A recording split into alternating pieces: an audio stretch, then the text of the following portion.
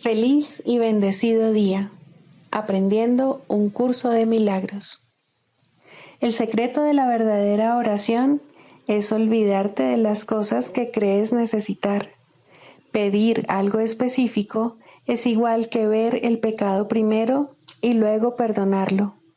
Del mismo modo, al orar pasas por alto tus necesidades específicas, tal como las ves, y las dejas en manos de Dios. Ahí se convierten en los regalos que le haces, pues le dicen que no antepondrás otros dioses a Él, ni que quieres otro amor que el suyo. Este libro es un comienzo, no un final.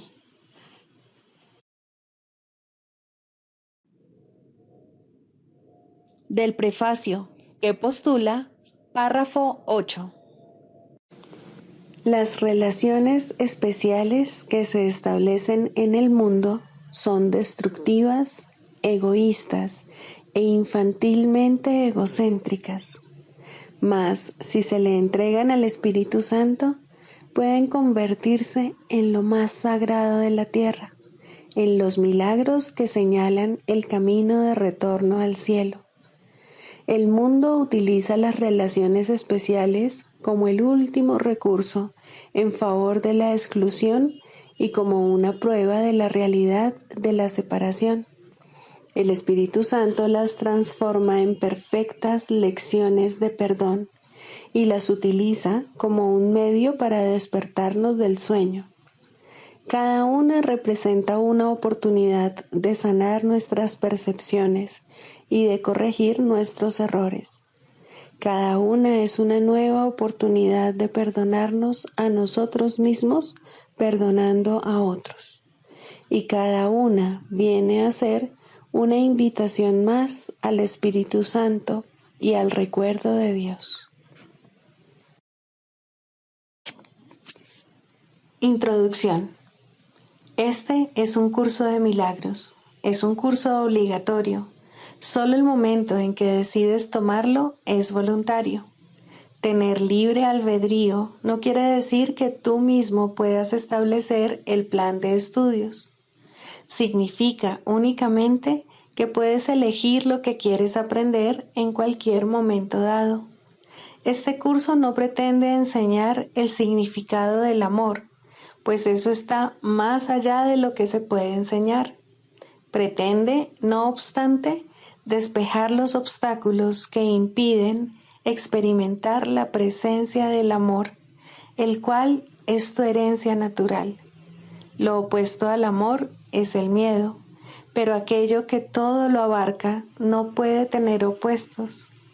Este curso puede, por lo tanto, resumirse muy simplemente de la siguiente manera. Nada real puede ser amenazado. Nada irreal existe. En esto radica la paz de Dios.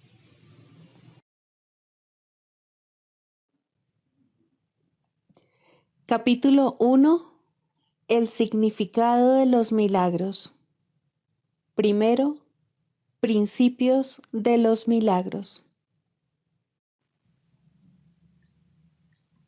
Principio 48. El milagro es el único recurso que tienes a tu inmediata disposición para controlar el tiempo. Solo la revelación lo trasciende al no tener absolutamente nada que ver con el tiempo.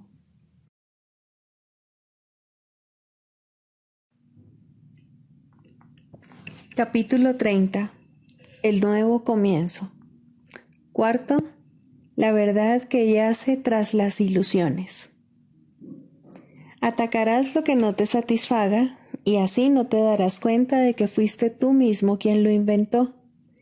Tu batalla es siempre con las ilusiones, pues la verdad que yace tras ellas es tan hermosa y tan serena en su amorosa dulzura que si fueses consciente de ella te olvidarías por completo de tus defensas y te apresurarías a echarte en sus brazos.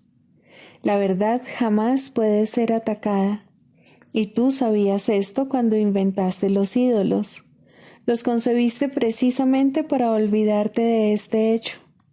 Lo único que atacas son las ideas falsas, nunca las verdaderas. Los ídolos son todas las ideas que concebiste para llenar la brecha que tú crees se formó entre lo que es verdad y tú. Y las atacas por lo que crees que ellas representan, pero lo que yace tras ellas no puede ser atacado. Los dioses que inventaste, opresores e incapaces de satisfacerte, son como juguetes infantiles descomunales. Un niño se asusta cuando una cabeza de madera salta de una caja de resorte al ésta abrirse repentinamente, o cuando un oso de felpa, suave y silencioso, emite sonidos al él apretarlo. Las reglas que él había establecido para las cajas de resorte y para los osos de felpa le han fallado y le han hecho perder el control de lo que le rodea. Ahora tiene miedo, pues pensó que las reglas lo protegían. Ahora tiene que aprender que las cajas y los osos no lo engañaron ni violaron ninguna regla, y que lo ocurrido no quiere decir que su mundo se haya vuelto caótico y peligroso. Es él quien estaba equivocado. No comprendió bien qué era lo que lo mantenía a salvo y pensó que eso lo había abandonado.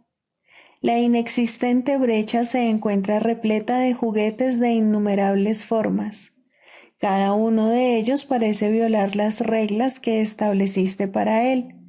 Sin embargo, ninguno de ellos fue jamás lo que tú pensabas que era. Y así, no pueden sino dar la impresión de que violaban las reglas de seguridad que estableciste, toda vez que éstas son falsas. Mas tú no estás en peligro. Puedes reírte de los muñecos que saltan de cajas de resorte y de los juguetes que emiten sonidos de la misma manera en que lo hace el niño que ya ha aprendido que no suponen ningún peligro para él. Sin embargo, mientras le guste jugar con ellos, seguirá percibiéndolos como si respetaran las reglas que él estableció para su propio deleite. Por lo tanto, todavía habrá reglas que dichos juguetes parecerán violar, y como consecuencia de ello, él se asustará. Mas, ¿está él realmente a merced de sus juguetes? ¿Y pueden estos realmente suponer una amenaza para él? La realidad obedece las leyes de Dios y no las reglas que tú mismo estableces. Son sus leyes las que garantizan tu seguridad. Las ilusiones que creas con respecto a ti no obedecen ninguna ley. Parecen danzar por un rato al compás de las leyes que tú promulgaste para ellas, mas luego se desploman para no levantarse más. No son más que juguetes, hijo mío, de modo que no lamentes su pérdida. Su danza jamás te brindó felicidad alguna, pero tampoco eran cosas que pudiesen asustarte o mantenerte a salvo si respetaban tus reglas. Las ilusiones no deben ni apreciarse ni atacarse, sino que simplemente se deben considerar como juguetes infantiles, sin ningún significado intrínseco. Ve significado en una sola de ellas y lo verás en todas. No veas significado en ninguna y no podrán afectarte en absoluto. Las apariencias engañan precisamente porque son apariencias y no realidad. No les prestes atención, sea cual sea la forma que adopten. Lo único que hacen es distorsionar la realidad y producir temor debido a que ocultan la verdad. No ataques lo que tú mismo hiciste a fin de ser engañado, pues eso demostraría que has sido engañado. El ataque tiene el poder de hacer que las ilusiones parezcan reales, mas en realidad no hace nada. ¿Quién podría tener miedo de un poder que no tiene efectos reales? ¿Qué podría ser dicho poder sino una ilusión que hace que las cosas parezcan ser como él mismo? Observa calmadamente sus juguetes y comprende que no son más que ídolos que no hacen sino danzar al compás de vanos deseos. No los veneres, pues no existen. Cuando atacas, no obstante, te olvidas de esto. El Hijo de Dios no necesita defenderse de sus sueños. Sus ídolos no suponen ninguna amenaza para él. El único error que comete es creer que son reales. Mas, ¿hay algo que las ilusiones puedan lograr? Lo único que las apariencias pueden hacer es engañar a la mente que desea ser engañada. Mas tú puedes tomar una decisión muy simple que te situará por siempre más allá del engaño. No te preocupes por cómo se va a lograr esto, pues eso no es algo que puedas entender, pero sí verás los grandes cambios que se producirán de inmediato una vez que hayas tomado esta simple decisión, que no deseas lo que crees que un ídolo te puede dar. Pues así es como el Hijo de Dios declara que se ha liberado de todos ellos. Y, por lo tanto, es libre. Qué paradójica es la salvación. ¿Qué otra cosa podría ser sino un sueño feliz? Lo único que te pide es que perdones todas las cosas que nadie jamás hizo, que pases por alto lo que no existe y que no veas lo ilusorio como si fuese real. Se te pide únicamente que permitas que se haga tu voluntad y que dejes de buscar las cosas que ya no deseas. Y se te pide también que permitas que se te libere de los sueños de lo que nunca fuiste y desistas de tu empeño de querer sustituir la voluntad de Dios por la fuerza de los deseos vanos. Llegado a este punto, el sueño de separación empieza a desvanecerse y a desaparecer, pues aquí la brecha inexistente comienza a percibirse libre de los juguetes de terror que tú inventaste. Esto es lo único que se te pide. Alégrate en verdad de que la salvación no pida mucho, sino de que pida tan poco. En realidad no pide nada, y aún en las ilusiones solo pide que el perdón sea el sustituto del miedo. Esa es la única regla para tener sueños felices. La brecha se vacía de todos los juguetes de temor, poniéndose así de manifiesto su irrealidad. Los sueños no sirven para nada, y el Hijo de Dios no tiene ninguna necesidad de ellos. No le ofrecen ni una sola cosa que él pudiera jamás desear. El Hijo de Dios se libera de las ilusiones por su propia voluntad y simplemente se le restaura a él lo que él es. ¿Qué podría ser el plan de Dios para su salvación, sino un medio para darse a sí mismo su Hijo?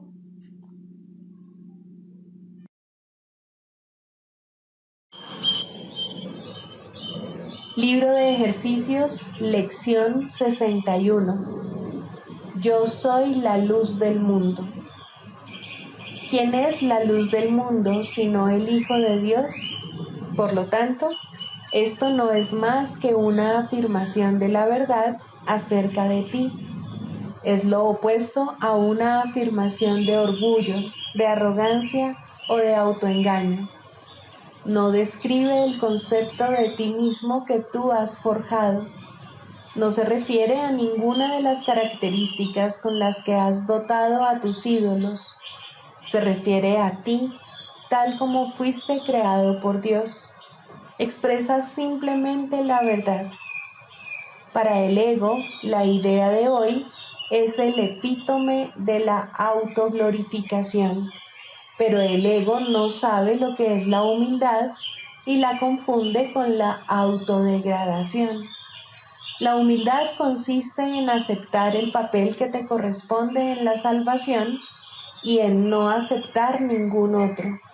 No es humildad insistir que no puedes ser la luz del mundo si esa es la función que Dios mismo te asignó.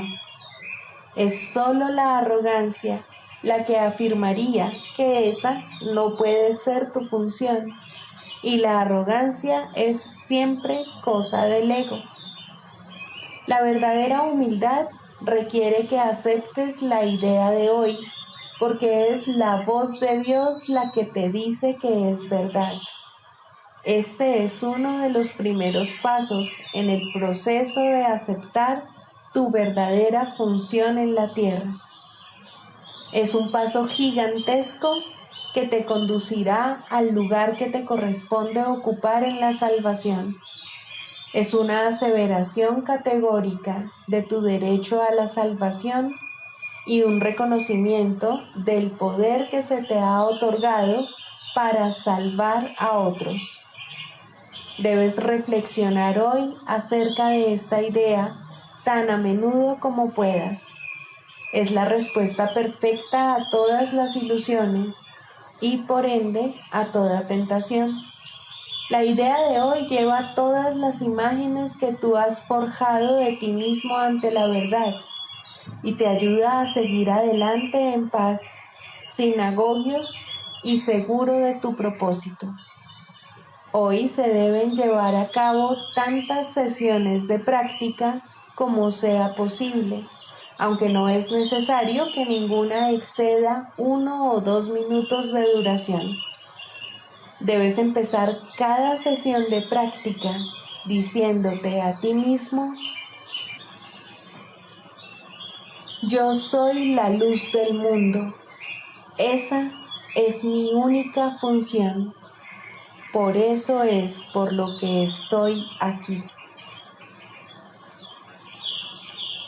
Piensa entonces en estas afirmaciones por unos breves momentos, preferiblemente con los ojos cerrados si las circunstancias lo permiten. Deja que te vengan a la mente unos cuantos pensamientos afines y, si observas que tu mente se aparta del tema central, repite la idea de hoy para tus adentros. Asegúrate de comenzar y finalizar el día con una sesión de práctica.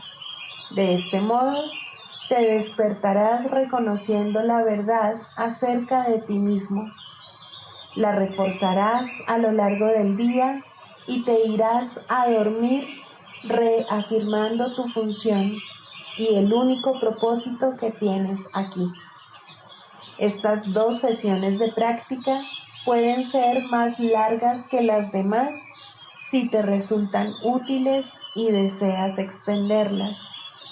La idea de hoy va mucho más allá de la mezquina opinión que el ego tiene de ti y de tu propósito. Como portador de la salvación que eres, esto es obviamente necesario.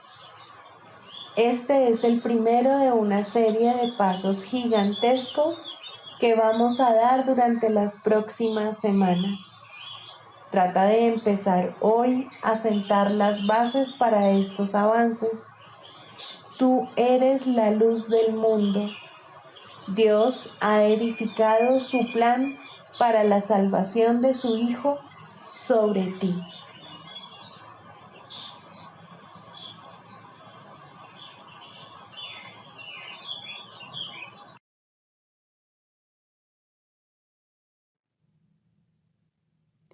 Del Manual para el Maestro, pregunta 4.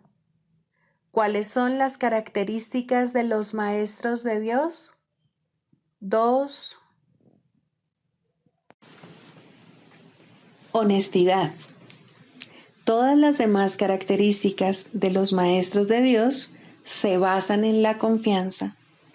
Una vez que ésta se ha alcanzado, las otras se suceden naturalmente. Solo los que tienen confianza pueden permitirse ser honestos, pues solo ellos pueden ver el valor de la honestidad. La honestidad no se limita únicamente a lo que dices. El verdadero significado del término es congruencia. Nada de lo que dices está en contradicción con lo que piensas o haces. Ningún pensamiento se opone a otro. Ningún acto contradice tu palabra, ni ninguna palabra está en desacuerdo con otra. Así son los verdaderamente honestos. No están en conflicto consigo mismos a ningún nivel. Por lo tanto, les es imposible estar en conflicto con nada o con nadie. La paz que experimentan los maestros de Dios avanzados se debe en gran medida a su perfecta honestidad. Solo el deseo de engañar da lugar a la pugna.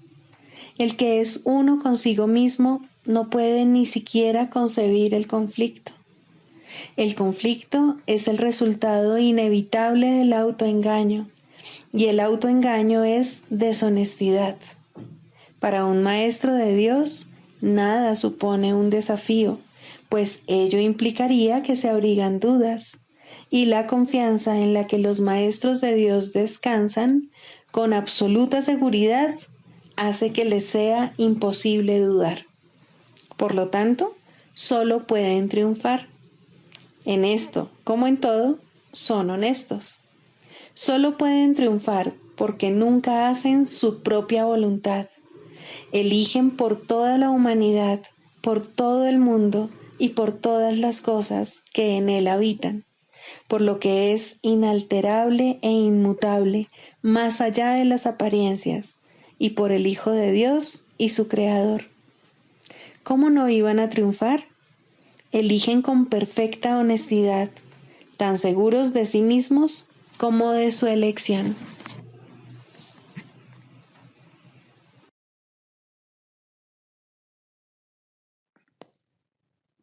Manual para el maestro. 2. ¿Quiénes son sus alumnos? A cada uno de los maestros de Dios le han sido asignados ciertos alumnos, los cuales comenzarán a buscarle tan pronto como él haya contestado la llamada. Fueron escogidos para él porque la forma de enseñanza universal que va a impartir es la más apropiada para ellos en vista de su nivel de entendimiento.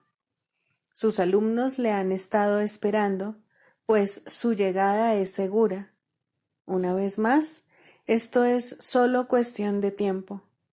Tan pronto como él elija desempeñar su papel, sus alumnos estarán listos para desempeñar el suyo.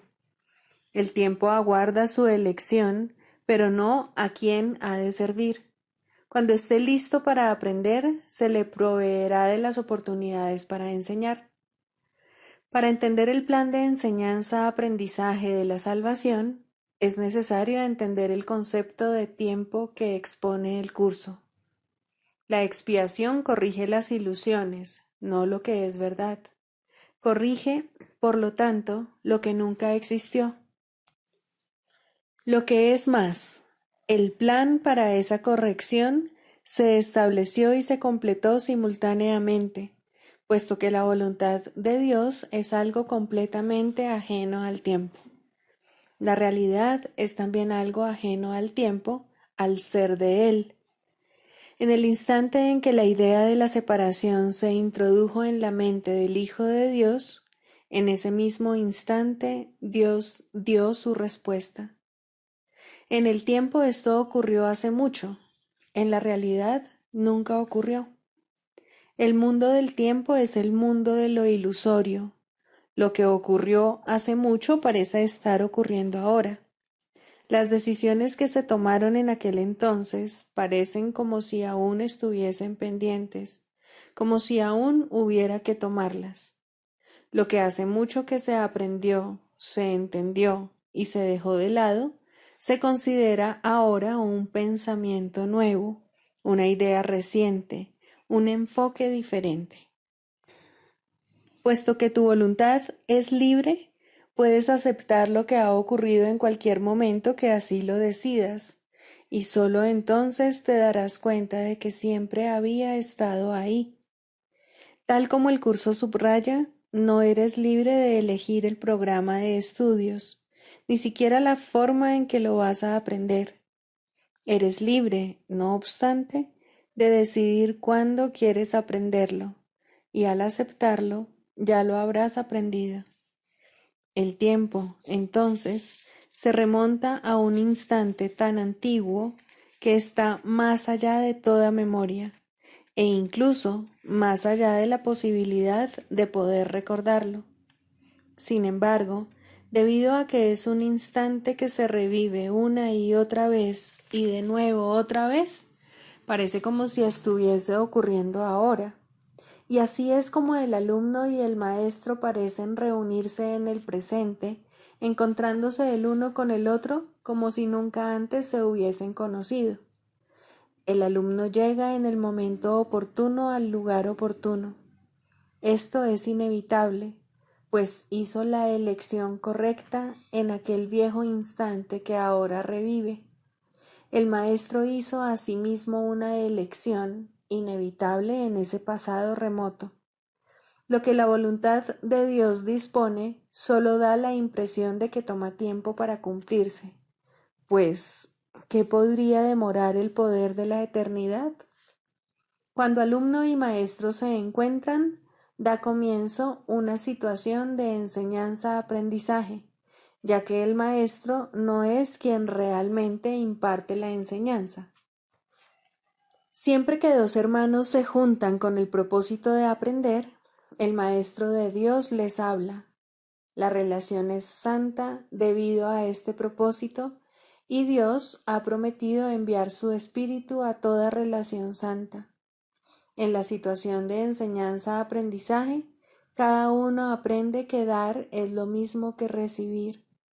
Las demarcaciones que habían establecido entre sus papeles, sus mentes, sus cuerpos, sus necesidades, sus intereses y todas las diferencias que pensaban les separaban, se debilitan, se desvanecen y desaparecen.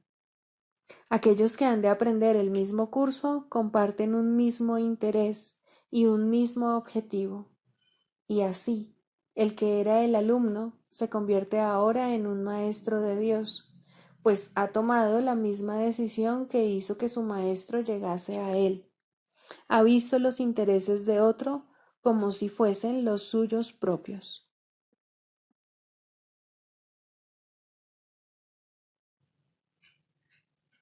Clarificación de términos.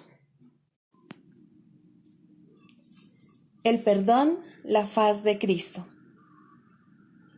El perdón es el medio que nos lleva a Dios y que nos permite alcanzarle, mas es algo ajeno a Él. Es imposible concebir que algo creado por Él pueda necesitar perdón. El perdón, entonces, es una ilusión, pero debido a su propósito, que es el del Espíritu Santo, hay algo en ella que hace que sea diferente. A diferencia de las demás ilusiones, nos aleja del error en vez de acercarnos a él. Al perdón podría considerársele una clase de ficción feliz, una manera en la que los que no saben pueden salvar la brecha entre su percepción y la verdad. No pueden pasar directamente de la percepción al conocimiento, porque no creen que esa sea su voluntad. Esto hace que Dios parezca ser un enemigo en lugar de lo que realmente es, y es precisamente esta percepción de mente la que hace que no estén dispuestos a simplemente ascender y retornar a Él en paz. Y de este modo necesitan una ilusión de ayuda, porque se encuentran desvalidos, un pensamiento de paz porque están en conflicto. Dios sabe lo que su Hijo necesita antes de que Él se lo pida. Dios no se ocupa en absoluto de la forma, pero al haber otorgado el contenido, su voluntad es que se comprenda, y eso basta. Las formas se adaptan a las necesidades, pero el contenido es inmutable, tan eterno como su creador. Antes de que el recuerdo de Dios pueda retornar, es necesario ver la faz de Cristo. La razón es obvia. Para ver la faz de Cristo se requiere percepción. El conocimiento no es algo que se pueda ver, pero la faz de Cristo es el gran símbolo del perdón, es la salvación, es el símbolo del mundo real. El que la ve deja de ver el mundo. Está tan cerca ya del umbral del cielo como es posible estar mientras aún esté afuera. Mas desde ahí, un paso más basta para entrar. Es el paso final, y ese se lo dejamos a Dios. El perdón es un símbolo también, pero en cuanto que símbolo exclusivo de la voluntad del Padre, no puede ser dividido. Y así, la unidad que refleja se convierte en su voluntad. Eso es lo único que aún está en el mundo en parte y que, al mismo tiempo, es el puente que conduce al cielo. La voluntad de Dios es lo único que existe. Lo único que podemos hacer es pasar de la nada al todo, del infierno al cielo. ¿Es esto una jornada? No, en verdad no lo es, pues la verdad no va a ninguna parte. Pero las ilusiones cambian según el lugar o la época. El paso final no es más que otro cambio. Por ser una percepción, es en parte irreal. Sin embargo, esa parte desaparecerá. Lo que entonces quedará será la paz eterna y la voluntad de Dios. Ahora ya no hay deseos, pues los deseos cambian. Incluso lo que una vez se deseó puede volverse indeseable. Esto es así porque el ego jamás puede estar en paz, pero la voluntad es constante por ser el don de Dios, y lo que Él da es siempre como Él mismo. Este es el propósito de la faz de Cristo. Es el regalo de Dios para la salvación de su Hijo. Contempla únicamente esto y habrás sido perdonado. Cuán hermoso se vuelve el mundo en ese instante en el que ves la verdad acerca de ti mismo reflejada en Él. Ahora estás libre de pecado y contemplas tu impecabilidad. Ahora eres santo y así lo percibes. Y ahora la mente retorna a su Creador, la unión de Padre e Hijo, la unidad de unidades que se encuentra detrás de toda unión, aunque más allá de todas ellas. No se ve a Dios, sino que únicamente se le comprende. No se ataca a su Hijo, sino que se le reconoce.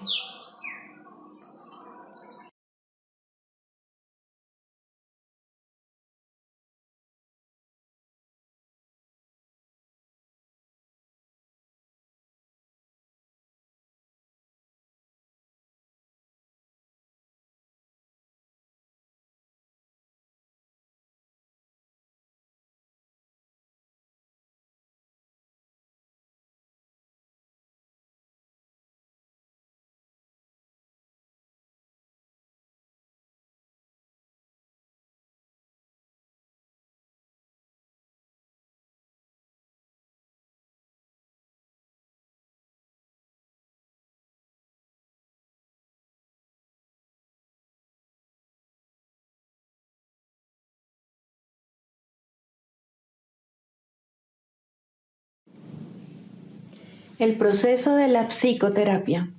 Quinto, el proceso de curación. Aun cuando la verdad es simple, de todas maneras es necesario enseñarla a aquellos que han perdido el rumbo en interminables laberintos de complejidad. Esta es la gran ilusión.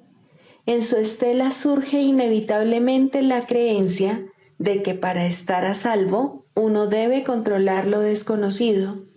Esta extraña creencia depende de ciertas pautas que nunca llegan hasta la conciencia. En primer lugar, se produce debido a la creencia de que existen fuerzas que se deben vencer para que uno pueda incluso estar vivo.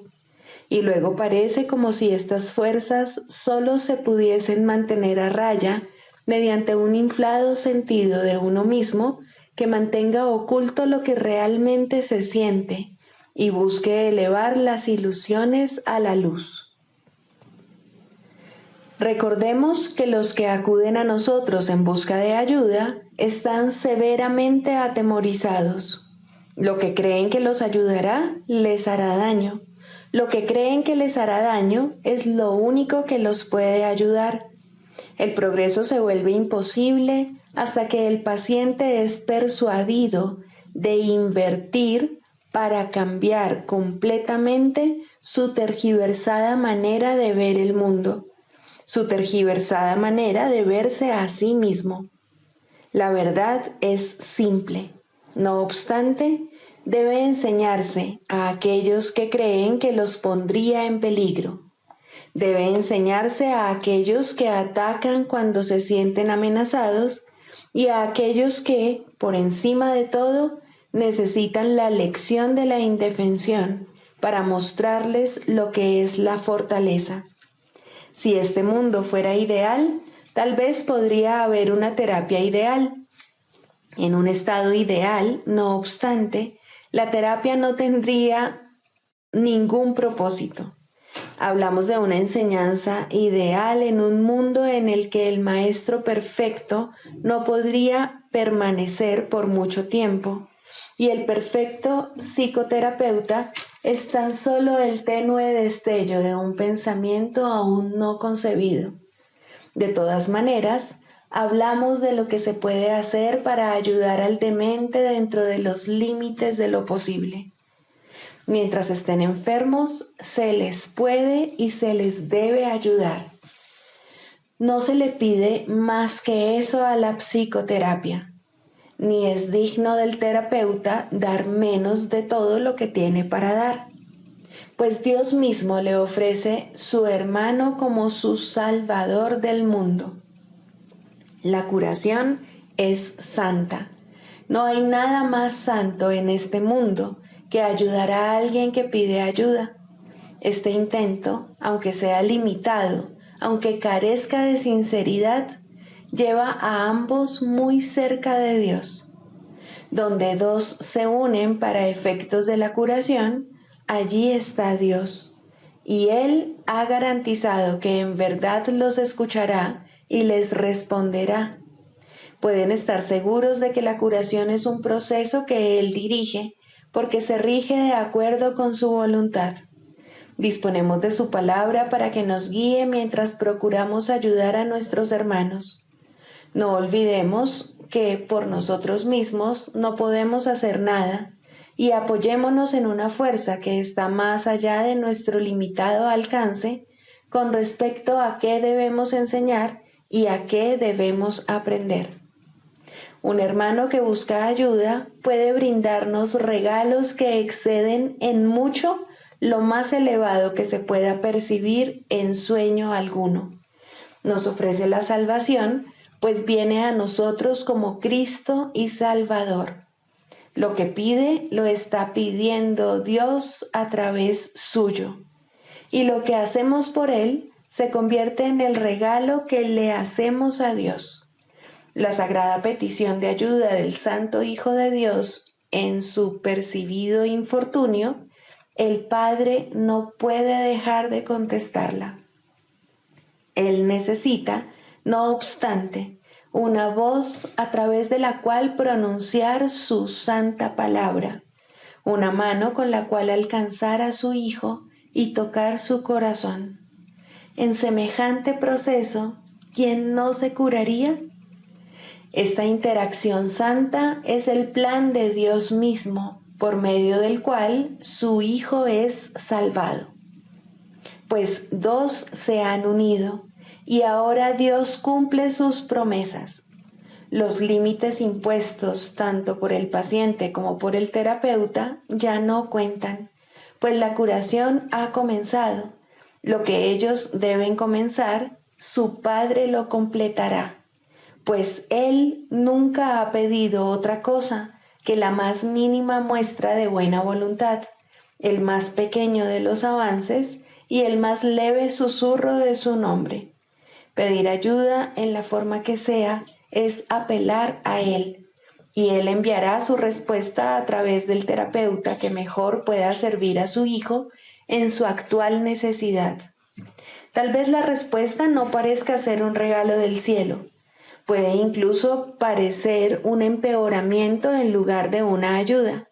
No obstante, no seamos nosotros quienes juzguemos el resultado. En alguna parte, todos los dones de Dios serán recibidos. En el tiempo, ningún esfuerzo puede ser en vano. No se nos pide que seamos perfectos cuando intentamos curar. Ya nos hemos engañado si creemos que hay necesidad de curación. Y la verdad nos llegará solo a través de alguien que parece compartir nuestro sueño de enfermedad. Ayudémosle a perdonarse a sí mismo por todas las transgresiones por las cuales se condenaría a sí mismo sin causa alguna. Su curación es la nuestra, y según veamos su impecabilidad brillar a través del velo de culpa que cubre al Hijo de Dios, contemplaremos en él la faz de Cristo y comprenderemos que no es sino la nuestra. Permanezcamos en silencio ante la voluntad de Dios y hagamos lo que ésta ha dispuesto que debemos hacer. Solo hay una manera de llegar allí donde dieron comienzo todos los sueños, y es ahí donde los dejaremos para marcharnos en paz para siempre. Si oyes la petición de ayuda de un hermano, respóndele. Será a Dios a quien respondes, pues lo invocaste. No hay otra manera de oír su voz, no hay otra manera de buscar a su Hijo, no hay otra manera de encontrar tu propio ser. La curación es santa, ya que el Hijo de Dios retorna al cielo a través de su tierno abrazo. Pues la curación le dice, a través de la voz que habla por Dios, que todos sus pecados le han sido perdonados.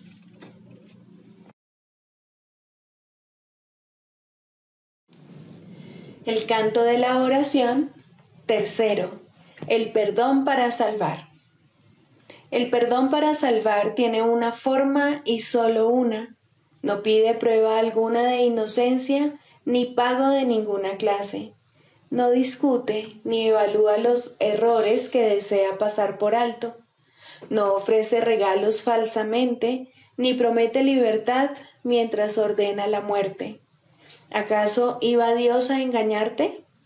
Él solo te pide que tengas confianza y la buena voluntad de aprender cómo llegar a ser libre. Él ofrece su maestro a quien quiera que pida y busque comprender la voluntad de Dios. Su buena disposición para dar está más allá de tu comprensión y de tu simple alcance. No obstante, Él ha dispuesto que aprendas el camino que te lleva a Él, y lo que Él dispone goza de certeza. Criatura de Dios, los regalos de Dios son tuyos, no por razón de tus planes, sino por su santa voluntad. Su voz te enseñará lo que es el perdón y cómo concederlo tal como Él dispone se debe hacer. Por lo tanto, no busques comprender lo que todavía está más allá de tu alcance, sino más bien deja que ello sea la forma de conducirte allí donde los ojos de Cristo se convierten en la manera de ver que eliges. Abandona todo lo demás, pues no hay nada más. Cuando alguien te pida ayuda, de la clase que sea, Él es quien contestará por ti. Solo tienes que hacerte a un lado y no interferir. El perdón para salvar es su tarea y es Él quien responderá por ti. No determines la forma que debe adoptar el perdón de Cristo. Él sabe la manera de convertir cada llamada en una ayuda para ti, conforme te apresuras a llegar por fin a casa de tu Padre. Ahora Él puede hacer que tu paso sea firme y tus palabras sinceras, no con tu propia sinceridad, sino con la suya. Deja que Él se haga cargo de cómo vas a perdonar, y así cada ocasión será para ti un paso más en dirección al cielo y a la paz. ¿No estás cansado del cautiverio? Dios no eligió esta amarga senda para ti. Lo que has elegido todavía puede deshacerse, pues la oración es misericordiosa y Dios es justo. La suya es una justicia que Él puede entender, pero tú aún no puedes. De todos modos, Él te dará los medios para que aprendas de Él y llegues por fin a entender que la condenación no es real y que fabrica ilusiones en su propio malvado nombre.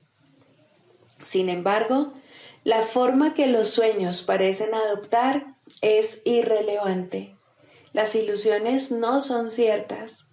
Solo la voluntad de Dios es verdad y tú eres uno con Él en voluntad y propósito. Aquí terminan todos los sueños. ¿Qué debo hacer por tu Santo Hijo? Debe ser lo único que preguntes siempre que se requiera tu ayuda y se busque el perdón. No necesitas juzgar la forma en que se te pide, y no seas tú quien determina la manera en la que el perdón debe llegar para salvar al Hijo de Dios.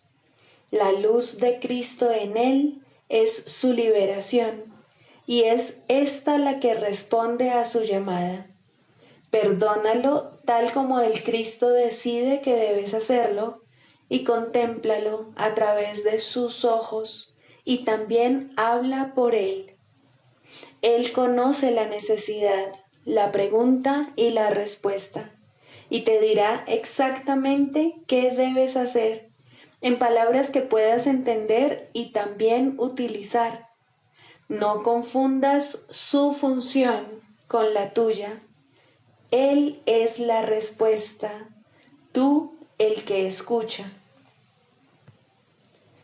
¿Y acerca de qué te habla Él? Acerca de la salvación y del regalo de paz, acerca del fin del pecado, del fin de la culpa y del fin de la muerte, y acerca del papel que el perdón ocupa en Él. Limítate a escuchar, pues Él será escuchado por todo aquel que invoque su nombre y ponga su perdón en sus manos. Se le ha dado el perdón para que lo enseñe, para que lo salve de la destrucción y para hacer que los medios empleados para la separación, el pecado y la muerte se conviertan de nuevo en el santo regalo de Dios. La oración es su propia mano derecha, liberada para salvar conforme se le permite al verdadero perdón proceder de su eterna vigilancia y amor. Escucha y aprende y no juzgues. Es a Dios a quien te diriges para oír lo que debes hacer. Su respuesta será clara como el día, mas su perdón no es lo que tú crees que es. Pero Él lo sabe y eso es suficiente. El perdón tiene un maestro que no fracasa en nada. Considera esto por un momento y no intentes juzgar el perdón ni limitarlo a un marco mundano. Deja que se eleve hasta Cristo, quien lo acepta como un regalo para Él. Él no te dejará sin consuelo, ni dejará de enviarte sus ángeles desde lo alto para que te respondan en su propio nombre. Él está junto a la puerta, para la que el perdón es la única llave.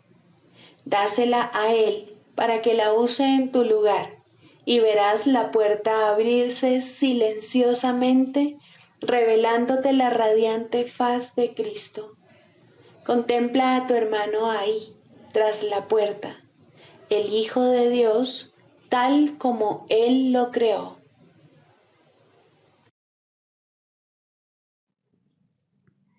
Sigamos a Jesús haciendo del perdón algo tan natural como respirar y algo tan vital como el aire. Amén.